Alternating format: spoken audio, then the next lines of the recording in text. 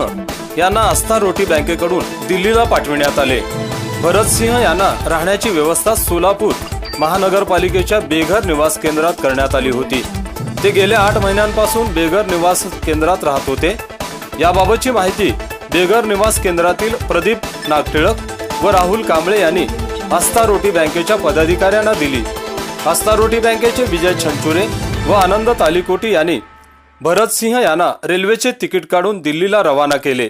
यामुळे भरत सिंह यांना खूप आनंद झाला। त्यांनी आस्था रोटी बँकेचे आभार मानले।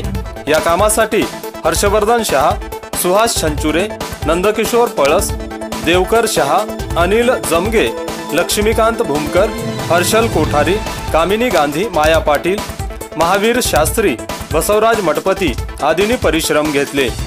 आस्था रोटी बँकेकडून सोलापुरातील गरीब गरजू लोकांना अन्न वाटप करण्यात आले।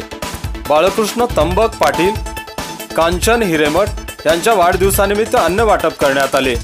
यावेळी आनंद तालीकोटी, सिद्धू बेऊर, प्रथमेश गावडे, विजय छंचुरे आदी उपस्थित होते।